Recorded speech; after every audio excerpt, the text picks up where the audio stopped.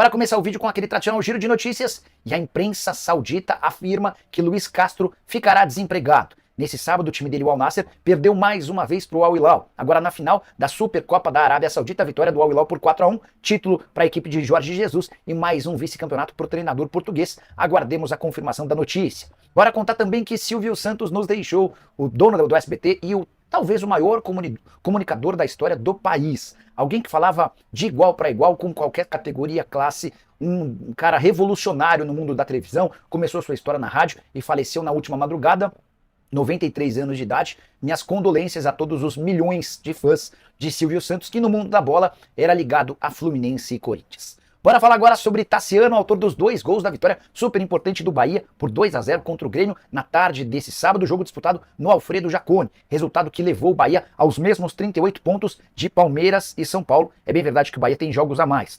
Já o Grêmio se manteve em 14º lugar, perto da zona do rebaixamento. O tricolor soma 24 pontos em 21 jogos, distância de 3 pontos para o Corinthians, equipe que abre a zona do rebaixamento. Bora falar um pouquinho sobre Série B. O Santos foi derrotado em casa para o Avaí, 1-0. Jogo que aconteceu na Vila Belmiro e acabou com uma série de 10 partidas sem derrota do Peixe. Eram 6 vitórias e 4 empates. O Santos tem a sua liderança ameaçada, pode ser ultrapassado por times que estão atrás dele. Já o Avaí pulou para o 7º lugar no Campeonato Brasileiro da 2ª Divisão. Ainda sobre a segundona, o Guarani fez 4-0 na Chapecoense como visitante. Segunda vitória seguida do lanterna da Série B, mas agora bem mais perto dos adversários. O Guarani soma 17 pontos contra 19 de Brusque, Chapecoense e Ituano.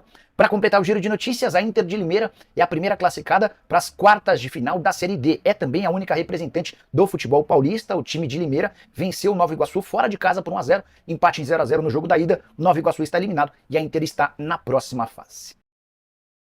Hora de falar sobre o Atlético Mineiro, que está de uma vez por todas fora da disputa pelo título do Campeonato Brasileiro. Se ainda existia algum torcedor atleticano mais otimista, imaginando que uma grande reação poderia colocar o Galo na briga pelo título, a esperança foi para o espaço. Depois do 1-1 contra o Cuiabá, na tarde desse sábado na Arena MRV, mais um tropeço atleticano em seu estádio e outra vez com reclamações dos atletas em relação ao gramado. O Galo ainda sai na frente com um gol de pênalti do Igor Gomes, mas no finalzinho da etapa inicial o Isidro Pita deu números sinais e o Atlético na etapa final foi mal demais. O Milito poupou alguns titulares, aqueles que estiveram em campo pareciam pensar no confronto de terça-feira contra o São Lourenço na Libertadores da América. A consequência é que com esse empate o Atlético estaciona nos 30 pontos conquistados em 21 rodadas, 8ª colocação, distante inclusive do G4. O Botafogo hoje é o líder do Campeonato Brasileiro com 43 pontos, são 13 de desvantagem do Galo.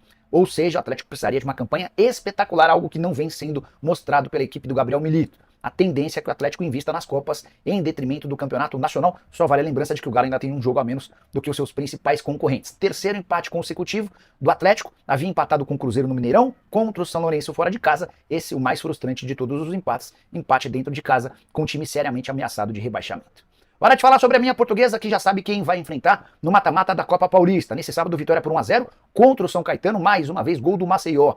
Grande craque da Luz, artilheiro da Copa Paulista. A vitória por 1-0 são 2 vitórias contra o São Caetano, tanto no turno quanto no retorno. Ainda assim, a Portuguesa acabou atrás do São Caetano. O Azulão com 20 pontos, a Lusa com 19. Na segunda colocação do seu grupo, a Portuguesa enfrentará, a partir de agora no mata-mata, o São Bento, que também havia sido o segundo da sua chave. O São Bento com uma campanha pior de 11 pontos em 8 jogos. Só para completar a respeito do adversário da Luz, a equipe de Sorocaba não fez gol em 5 dos 8 jogos, mas só levou 4 gols nessas 8 primeiras partidas, equipe que investe demais no 0-0. A Portuguesa que fica esperta, igualdade de placar em 2 jogos e a decisão vai para os pênaltis. Hora de falar sobre um ex-corintiano que não ficará no PSG. Eu me refiro a Gabriel Moscardo, recentemente vendido do Timão para o PSG. Volante de 18 anos de idade que custou 20 milhões de euros fixos mais 2 milhões de euros em bônus. Pois bem, o PSG até colocou Moscardo para jogar no amistoso contra o Sturm Graz, mas a opção foi de emprestá-lo. A decisão foi tomada nas últimas horas e o Rennes da França já demonstrou a intenção de contratá-lo. Não é o Rennes da França, e sim o Rennes, um time menor.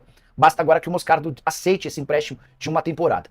O PSG colocou algumas condições para que o negócio saísse, entre eles a possibilidade de o atleta ser repatriado na metade da temporada, ou seja, no mês de janeiro, caso exista a necessidade. Luiz Henrique tem elogiado o Moscardo, apesar da decisão de emprestá-lo. A ideia é que ele ganhe um pouquinho mais de experiência e rodagem internacional. Atleta que só jogou 3 partidas nesse ano, 2 com a camisa do Corinthians e esses 30 minutos de um amistoso pelo PSG, tudo por causa de uma lesão que acabou o impedindo de atuar com mais frequência em 2024. Você apostaria que o Moscardo vai dar certo no futebol internacional ou acha furada? Já uso o espaço para comentário e avalia, beleza?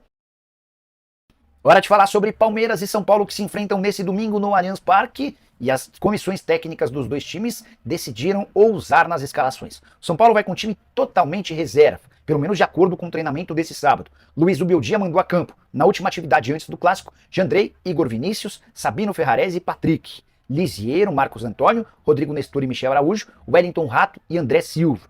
Já o mais provável Palmeiras para a decisão desse domingo tem o Everton, Giai, Naves, Vitor Reis e Vanderlan, Fabinho ou Zé Rafael, Richard Rios, Felipe Anderson e Rômulo, Rony e Luigi. O Palmeiras mesclando titulares e reservas, o São Paulo abrindo mão de toda a sua força máxima. Vale a lembrança de que na quarta-feira o Palmeiras tenta reverter a derrota para o Botafogo por 2-1 no Newton Santos. O jogo acontece no Allianz Parque. O São Paulo joga na quinta-feira contra o Nacional do Uruguai, na partida de ida, empate em 0-0. A situação do tricolor é mais cômoda. Qualquer vitória no Morumbi coloca o São Paulo nas quartas de final. Já o Palmeiras precisa vencer por 2 ou mais gols de diferença. Só uma última curiosidade sobre o clássico. Palmeiras e São Paulo chegam para esse confronto com a mesma pontuação no Campeonato Brasileiro, 38 pontos para cada.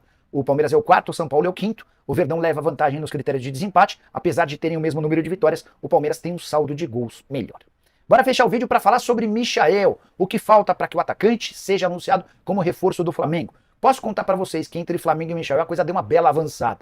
A ponto de o paparazzo rubro-negro, influenciador que cobre as coisas do Flamengo, ter contado que o Michael já contratou um transporte, um guincho, para levar sua caminhonete, que fica em Goiânia, para o Rio de Janeiro. Trata-se de uma RAM blindada de muitos milhares de reais. Bem bonito o carro, por sinal. Pois bem, o Michael é esperado no início da próxima semana para realizar exames médicos e assinar contrato. Mas o Flamengo ainda adota um tom cauteloso. Tudo para evitar qualquer tipo de anúncio antes de Michael e Al Hilal rescindirem de fato o seu contrato. O Michael chegou a tratar a partida desse sábado, que terminou com o título do Al Hilal, a equipe dele, 4-1 em cima do Al Nassr. O Michael jogou como titular absoluto, embora não tenha marcado gols e dado assistências, foi super ovacionado depois da partida. Ele está deixando o Al Hilal por decisão do clube saudita, que vai usar a vaga do Michael para inscrever o Neymar, que está recuperado de contusão. Embora Jorge Jesus quisesse a continuidade do Michael, com quem o Al Hilal tem contrato até janeiro. Então o que o Flamengo está pretendendo? Vamos aguardar a rescisão automática do contrato, de forma amigável, sem trocar os pés pelas mãos, sem atravessar o samba, para não gerar problemas com o time saudita. Diante da rescisão oficializada, aí sim o Flamengo vai poder dizer que está tudo certo. Há uma reunião agendada entre os representantes do Michael e os representantes da equipe saudita para esse domingo, para a confecção da assinatura da rescisão do contrato de forma amigável. A partir daí, o Micha está livre para fechar com o Flamengo. Nicola, então quer dizer que ainda não há negociação, pelo contrário.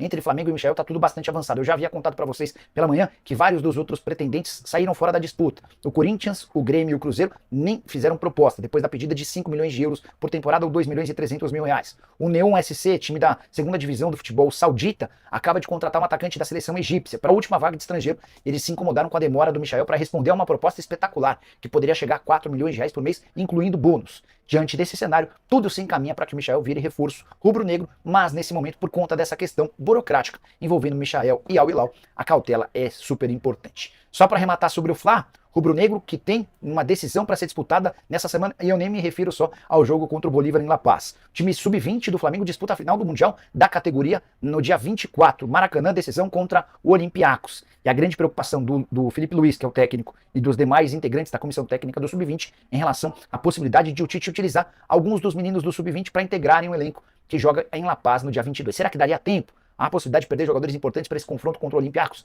A gente vai monitorar essa história, qualquer novidade contamos para vocês, beleza? Não esqueçam de deixar like, de se inscrever no canal. A gente se encontra, tchau!